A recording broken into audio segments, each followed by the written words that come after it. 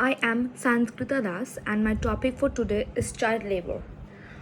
There are few causes for child labor. One is poverty, second deaths, and personal needs. There are some few national laws on child labor that are Child Labor Prohibition and Regulation Act 1986. The main object of the Child Labor Prohibition and Regulation Act 1986 is to address the social concern and prohibit the engagement of children who have not completed 14 years of age in certain employment, and to regulate the conditions of work of children has been prohibited in occupations such as hazardous occupations. Article 24 of the Fundamental Right, which states right against exploitation, also mentions for prohibition of employment of children in factories. Provisions relating to child workers under various acts are the Factories Act 1948, the Biri and Cigar Workers Conditions of Employment Act 1966, Plantation Labor Act 1951, and Domestic Workers Regulation Social Security and Welfare Act 2008.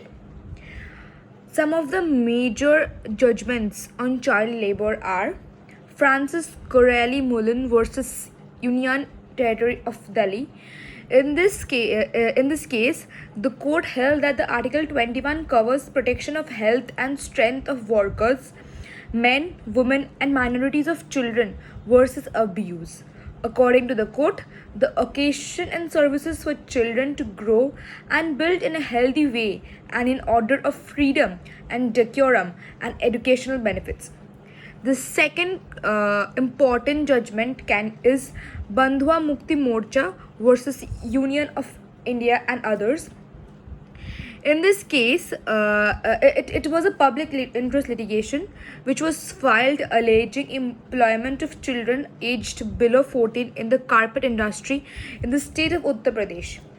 Reports of commissioner or committee appointed by the Supreme Court confirmed forced employment of a large number of children, mostly belonging to the SC and STs, and brought from Bihar in carpet weaving centers in the state.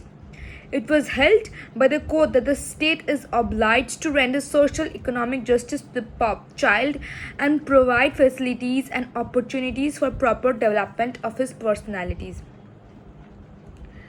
And so I would like to conclude that there are many laws and regulatory departments for child labor, yet it is ineffective in controlling ongoing child labor. This is possible only when there is a cooperation of all the sections of the society and the law enforcement agencies, and by removing or minimizing the causes of child labor. The main thrust should be on controlling the population of the country, education of the children, and providing sufficient funds removal from the gross domestic product of India. Thank you.